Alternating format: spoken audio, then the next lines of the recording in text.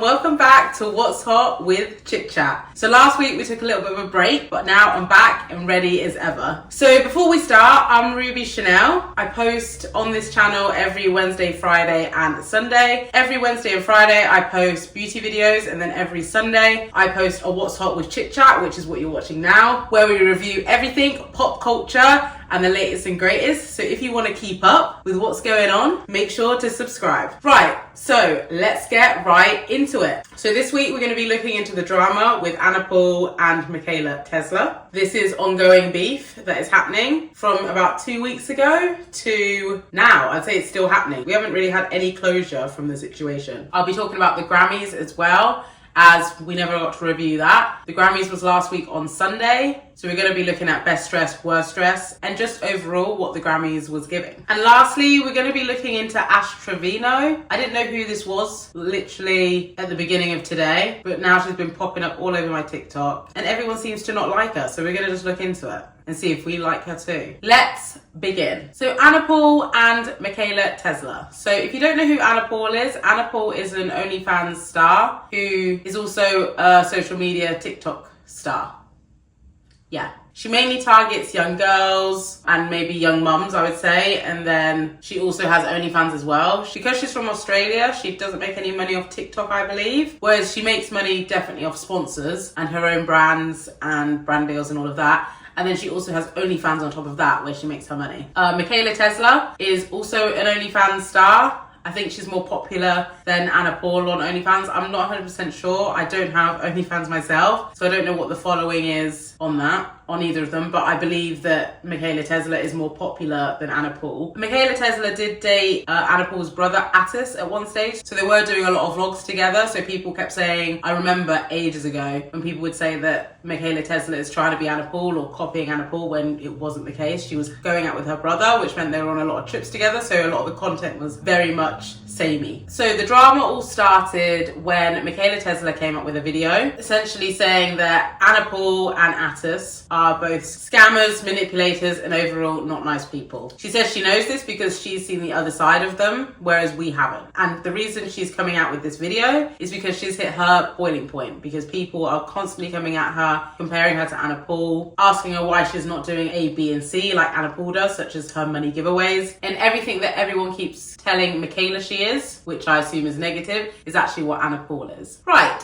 so I'm going to look at my notes because there's quite a lot to depict from the video. So Mikaela posted this video about 2 weeks ago, and then Anna Paul sent her response last week. And the Anna Paul that Mikaela says she has seen is someone who is calculated, a master manipulator. She has that good girl facade, which is talking about self-love and body positivity, when actually those things Anna Paul actually does not care about, and she's using that for her own personal gain. So Anna Paul has a lot of fans, and because she is somebody who's body positive, she has obviously people who are probably on the bigger side that are also huge fans of her, and they love her body positivity content, and they love Anna Paul as well as a person. At one stage there was a trend on the internet that was basically young girls saying who they would feel comfortable in a bikini with and who they wouldn't, and Anna Paul was always someone they would feel comfortable with. Just to give you an idea of how much her fans trust her, how much of a forefront of body positivity she is. So Mikaela claims, so allegedly, Anna Paul had a plus size fan come up to her and ask for a picture and a hug. Anna Paul said to the fan that, oh, I love you. Sounds a bit awkward. And then the fan talks about how much Anna had helped her and with her body positivity and how much she loved her too. And then when the fan left, Anna Paul basically told her brother that the reason she didn't agree to the hug was because the girl was gross and annoying and that she was sweaty and fat. That really doesn't sound on brand, does it? That is a bit too much. Anyway, after that, Atis laughed. So actually it did sound like she took the picture, but she didn't agree to the hug. And Mikaela also claims that even though this is a one occasion she's told us about, this was actually an ongoing trend. So this isn't the first time she's said something like this, and this definitely sounds like it wasn't the last time she said something like this. Like, she would talk behind her fans' backs constantly. This next point that Mikaela flagged is, I'm not going to say alleged because this is true. This is something you can see from her content anyway when you dig deeper and you think about it a bit more. Obviously we've all seen her doing this online, but many of us haven't clocked it, especially her younger and impressionable fans. They probably think she's great, but I'm going to read through kind of what Mikaela said. She said that Anna's cash giveaways, so basically Anna either hides money in products. So, you know, in the shops, she might put in milk formula. She might open up the lid and put like 20, 30, maybe even $100 in there and close it so that a young mum or someone who's struggling maybe, even if they're not, I guess, because you don't know who's going to pick up that baby formula. But for anyway, struggling mums, she'll put them in the products, and so that when that person gets home and they open it up there, they get a nice surprise. So Anna does that a lot, which can be seen as something nice based on instant thought. She also does these giveaways as well on her OnlyFans, where she'll give away quite a bit of money, to be honest, maybe more like hundreds of pounds or even thousands of pounds. When I'm talking about this, she does this on OnlyFans. She doesn't do this on her Instagram. She doesn't do this on her TikTok, only on her OnlyFans. However, she does advertise it on her free platforms such as Instagram. So she'll put that she's doing a giveaway on her OnlyFans. Just think about that, and also think about the fact that her major fan base is children. She is putting her giveaways on her OnlyFans, but she is saying that you basically need to be on her OnlyFans to enter these giveaways, which will directly influence younger people to buy your, you know, basically pornographic images online just to enter these giveaways. And through that also, Anna Paul is generating way more money because OnlyFans isn't free. I think you have to pay 10 American dollars, $9.99 to join her OnlyFans, or 16 Australian dollars. So Mikaela worded it in a better way than I can, so I'm going to read kind of what she said. Mikaela said that Anna Paul's cash giveaways reek of superiority, as it forces her fans to scrabble up what little money they have and also to fight over funds. So when she's obviously giving away these prizes, it's not for everyone. Only a few people are going to win, and everyone is desperate, especially with the cost of living crisis. You know, more people are struggling than not, and you're forcing those people to buy your OnlyFans. Not forcing, but vulnerable people and easily impressionable people are on your, you know, social media, so they are going to buy it. You've got to be aware of that. And from all these things, Anna films it, she profits from it, she gets sponsors from it, she goes on all these extravagant holidays, she has luxury items and expensive items that she can afford. She's using people to fund her life in a manipulative way, and she's hiding this in a way of saying that she's giving back. So doing these cash giveaways, she's saying, oh yeah, I'm giving back to my fans, but are you giving back to your fans? Because if you really did care about your fans, you would just either do a giveaway on OnlyFans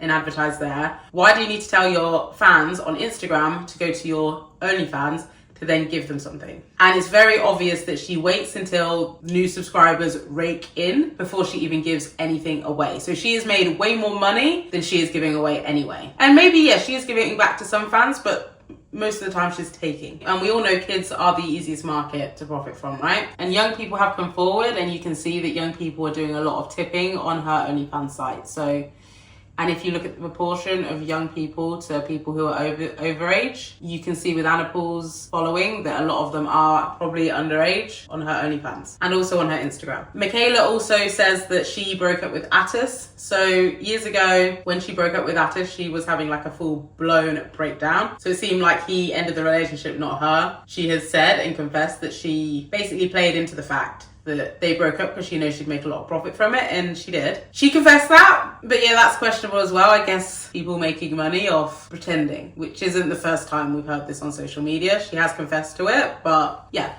Everyone's not innocent in this. She said that Attis, throughout their relationship, I believe they were together for 2 years, he abused her, and when she would threaten to leave, he would threaten his life. He also took 50% of her money when they were together and claimed that he was her manager. So he was basically financially abusing her as well throughout that time. She said she saw nothing from it, and also when they split up, Attis also stole a lot of her jewelry and her money in crypto, I believe it was, or Bitcoin, one of the two. Because Attis does quite a bit of stuff in crypto or Bitcoin. He's one of those kind of guys and very unsuccessful with it. So anyway, he stole a bunch of her Bitcoin and crypto as well. Attis also, she says, sexually abused her. This isn't the first claim against Attis. His ex-girlfriend also said the same thing about him. And now Mikaela needs actual surgery to fix what Attis has done to her, which is very serious and really actually disgusting and gross. Also, Anna Paul has always claimed that she grew up poor. She grew up poor and with no money, when actually she grew up middle class. class. She uses the fact that she was poor, or says that she was poor, so that she can get away with some things, I think. So, for example,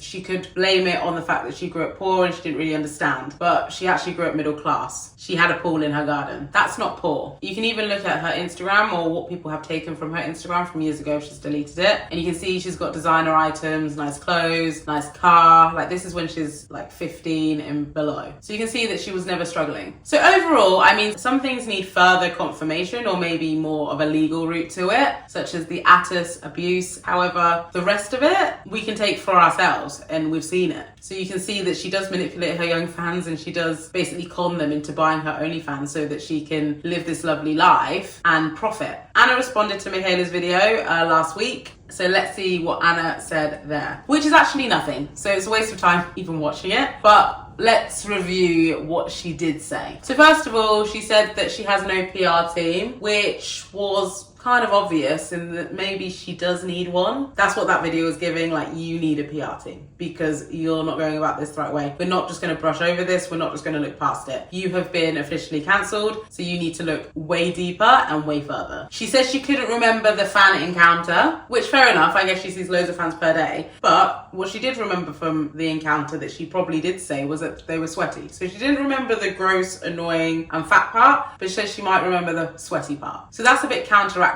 Like, either you remember or you don't. You don't might remember this bit or remember this bit. Also, Anna Paul is super tall. So she was saying in that video that her shoulders get really sweaty and they smell. But Anna Paul is so tall, like, most of her fans are going to be way smaller than her. So I doubt she's putting her arms underneath. And even if she's putting her arms underneath, it's what she's getting her shoulders and cupping them under their armpits and then hugging them. I don't think so at all. So she says she might have said that they were sweaty. So she doesn't remember the rest of it, but she remembers, oh, I might have said sweaty. It's not really sensing, but okay. Benefit of the doubt. Then after that, she didn't say anything about any of it, nothing else. She talked about people killing themselves. I don't condone bullying, and nobody should, and obviously there's things that people say online which they shouldn't, and people going after Anna Paul and saying disgusting things, I don't condone. No one should condone it, and if you are one of those people, put the phone down. You know, nobody should be treated like that, no matter what. However, what I don't agree with Anna Paul is that she used people killing themselves and suicide as a weapon not to confront or address what has been said. So she didn't have to talk about the serious accusations that have been put against her. She also said that she feels broke 1,000 times. So she said she feels broke, but I feel broke. You can feel broke and not really be broke. It depends what kind of broke you feel like. But saying that you're poor is a completely different thing. So, and overall, just my thoughts in general. I never really gave Anna Paul too much thought. Never. I thought she was a nice girl. I'm sure she is actually a nice girl. But when you think about it, it is a bit weird. Her audience is predominantly children and she has an OnlyFans, which is very weird. She promotes her giveaways on her free platforms where there's impressionable and vulnerable people, and tells them to go join her OnlyFans so that they can have a chance of winning. And people are struggling, so people are going to do that, which is weird because then they'll have access to your pornographic pictures of yourself. And just an off topic, she does take a lot of videos and pictures and of her feet. Like, she puts her feet in frames where they're not needed. She does do that a lot. And she also uses like a really like kiddie voice. And if you want to call your parents mummy and daddy, that's fine, but she does that a lot as well. Or she says, no, she doesn't say that. She says mummy, mama and papa. Yeah, she says mama and papa. I'm pretty sure that's what she says. So, I think there is something a bit weird going on. And maybe she does need to reevaluate. And Attis, on the other hand, yeah, you just don't seem like the best guy. He seems entitled. Okay, so now we're going to talk about the Grammys.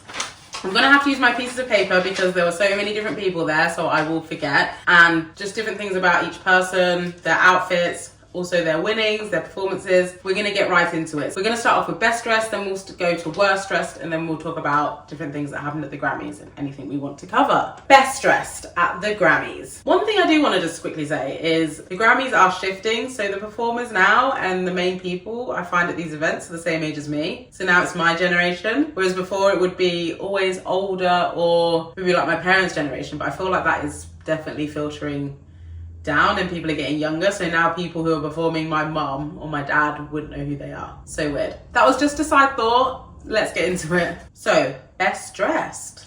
Number 1, Charlie XCX. So she was wearing a If I butch these words up, please don't come for me. She was wearing a grey dress, which was gorgeous. It had like a corset in the middle and it was all frilly. It was ball gown-esque, but it wasn't ball gown. It was elegant. So it was a Jean Paul Gaultier Couture design. Sorry if I butchered that name, but I did used to have the perfume, so I do know exactly what that brand is.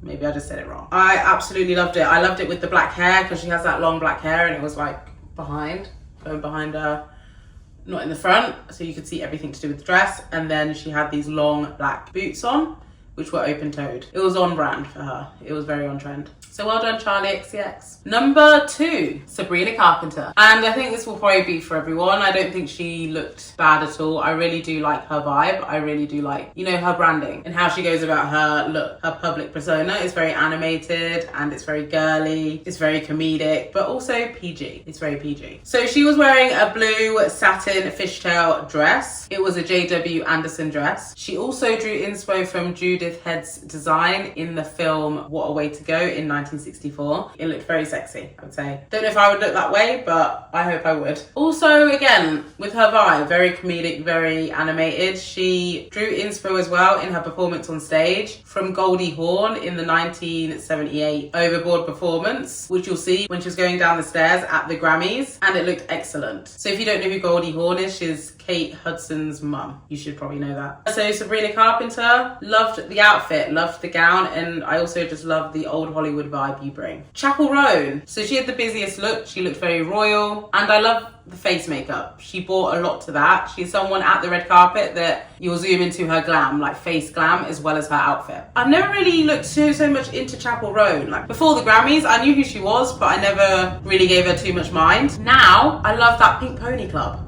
So it's actually my favourite song. It's been my song this week. It was amazing when the crowd were singing her song back to her. I just thought that was amazing. And she also gives like an 80s kind of kick to her songs. Her confidence amazes me. It's so inspiring, and she has that makeup she uses. She said that when she was at school, like people used to say that gay people were clowns, and that's why she wears her makeup like that. But she makes it look glamorous. She makes it look gorgeous, and drawing inspiration from that just says to those people that said that back then, like F you. So her dress was, I'm gonna look at the piece of paper as I say this, vintage Jean Paul Gaultier. She wore boots as well with this look she had on, and I'm not mad. They looked a bit like Doc Martens, and usually I'd be like, ooh, gross, but for Chapel Roan, it was part of the look. I don't think anything else would have looked better. But her performance was, I would say, one of the best performances of the night. I just loved the energy. And now I'm a Chapel Roan fan, so she gained a fan from that performance as well. Alicia Keys, my 4th best dress. She was wearing Dolce & Gabbana, and Alicia Keys in the past hasn't really impressed me with what she's wearing, but I really loved the outfit. So she was wearing all black, but the jewelry really brought it to life. I loved the headpiece. They came down like earrings, and then she had this like gold corset on matching with the headpiece and earrings, and she had a gorgeous red lip on, and she looks younger than ever. And you know when people go, oh, they haven't aged, they look so young still, you know when people say about J-Lo or Jennifer Anderson, but yeah, they look good,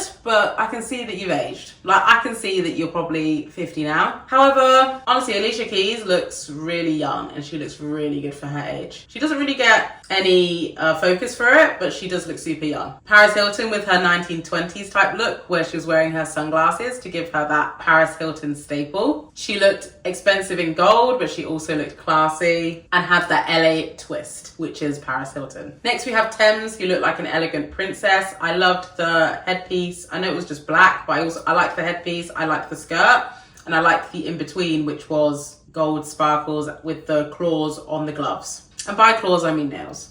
She looked very prestige. My favourite male dress was Omarion, and by far he was the best dressed male for me. I absolutely loved the cream blazer with the black accents, so the shirt underneath and the shoes. I loved the pearls on the blazer, stun, and his hair looked fabulous. I loved that hairstyle.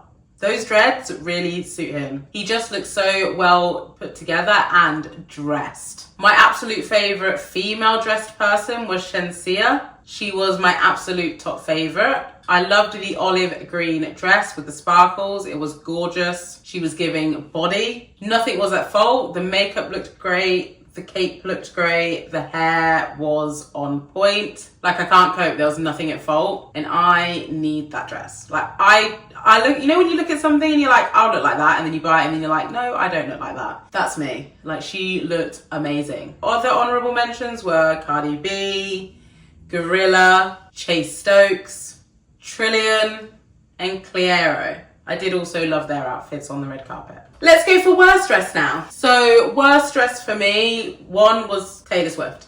Now that might sound controversial, but for me personally, I didn't like that short dress. It was Vivienne Westwood. I feel like it needed to be longer, and the top, it was just very boxy for me. I feel like I would have liked to see her in something more like what Julia Michaels actually wore. I loved her dress, and she had a slit in it. I feel like Taylor Swift could have worn something a bit more similar. That one just looked very, it wasn't flowing for me.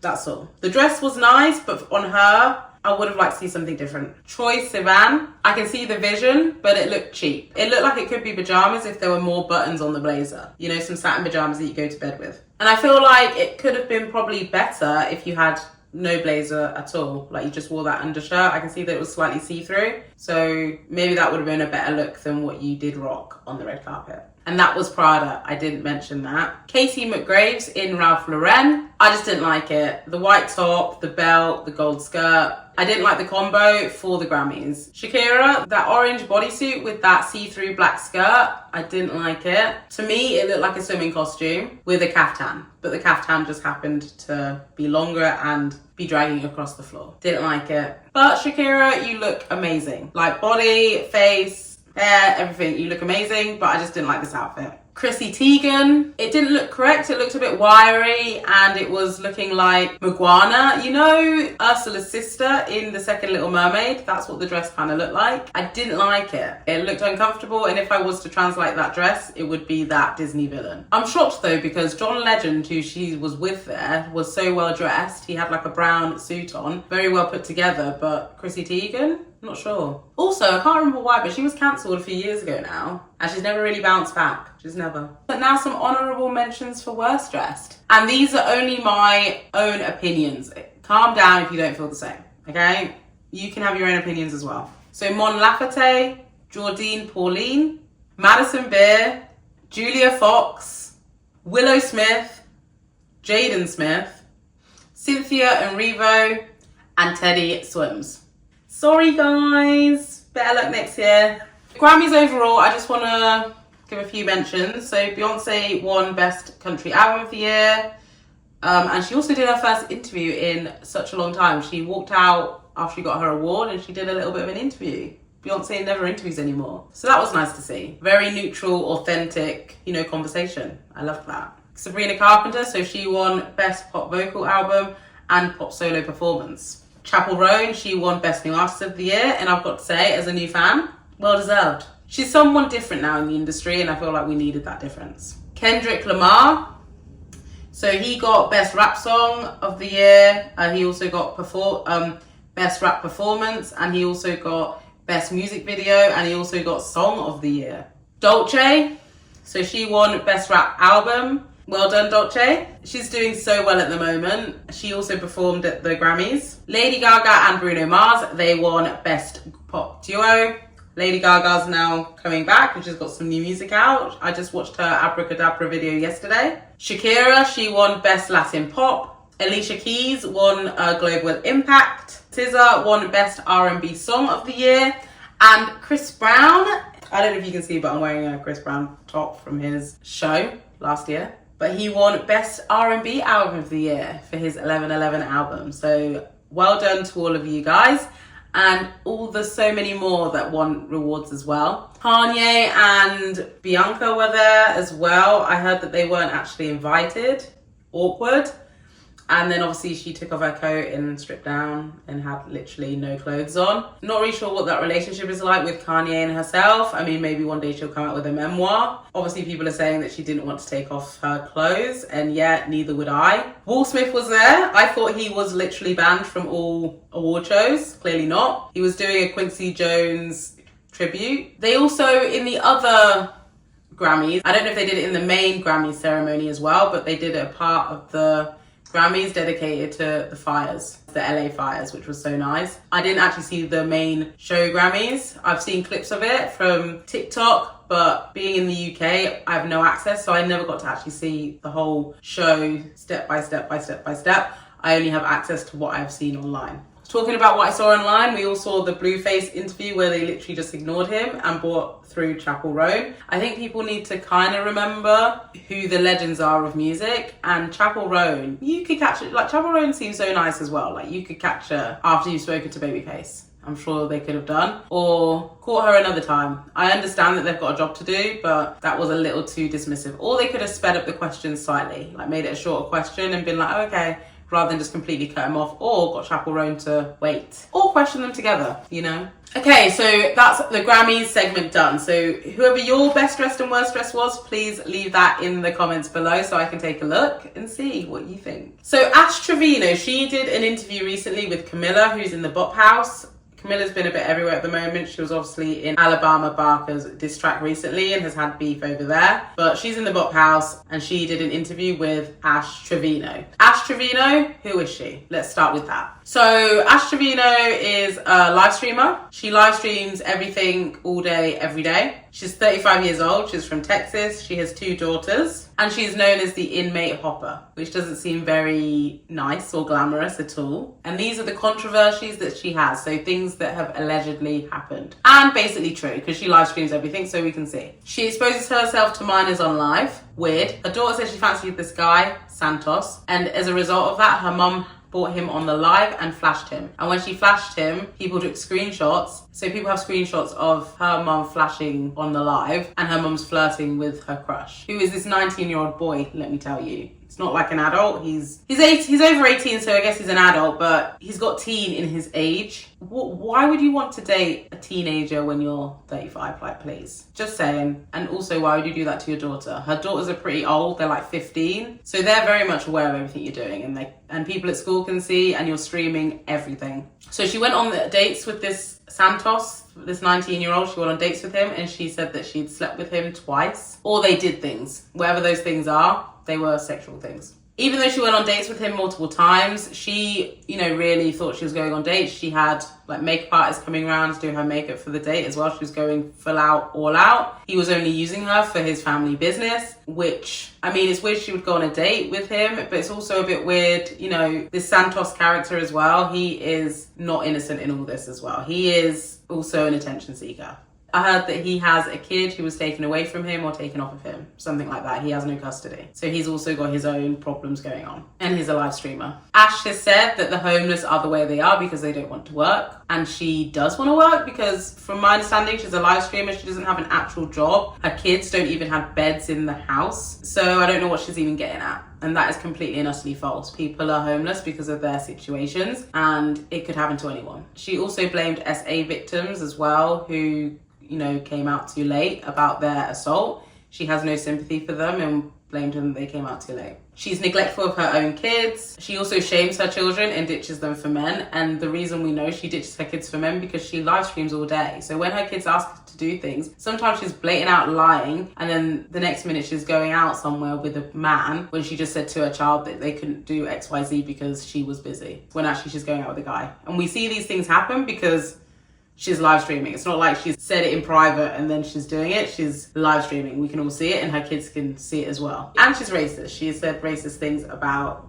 Black people, Indians, Native Americans, and Hispanic people as well. So overall, I don't really know what this interview was about. This is a new person I'm seeing creeping up into the limelight. I don't think we should really be giving her attention by the sounds of it. She doesn't sound like the best person or the best example. She was advertised as the worst mum on the internet. Probably not the best person to be investing time into. In the interview with Camilla, it came out that the kids don't have beds at their mum's house, that they literally have to sleep on blow-up mattresses that, let me add, have holes in them, so they have to be taped up. Camilla offered to pay for them to have new beds, whatever beds they want, and she'll buy side tables as well, which is such a lovely gesture. Maybe Ash should go get a job so she can afford a bed for the children. It also came out in the interview that the daughters know that their mum exploits them for money or gifts. So things that are going on with the kids, her mum will, for example, exaggerate or tell the public about, so that then they give her money and gifts. And now Ash is also dating a 23-year-old. So yeah, 35, she's dating a 23-year-old. I guess that's not as bad as the 19-year-old thing, but why is she going for such younger guys? I'm not sure. So let me know your thoughts on Ash Triveno. I mean, I'm in the UK, so I haven't seen too much of her, but I know she is on the rise. I don't think she's someone who should be getting the attention she's getting from the public. I mean, it's so easy to make money these days, especially on the internet sometimes. And these people are doing crazy things purely for clout. At what expense though? You know, at the expense of her kids, at the expense of just herself. You know why? She doesn't need to do this. So what are your thoughts on Ash? I just know that she's a live streamer that just live streams every day, all day. I mean, maybe she'll get somewhere with it. I'm not sure, but we'll see.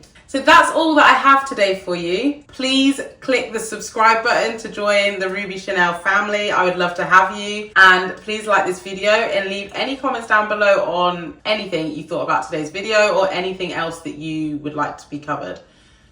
What's your best dressed at the Grammys this year? What was your worst dressed? What are your thoughts on Ash Triveno? And what are your thoughts on Anna Paul and Mikaela Testa? What is it about the name Paul? I mean, we had Jake and Logan Paul. They went through their cancellation. And now we have Anna Paul and Atta's Paul. Don't trust anybody with the last name Paul. Anyway, I will see you in the next one. Bye!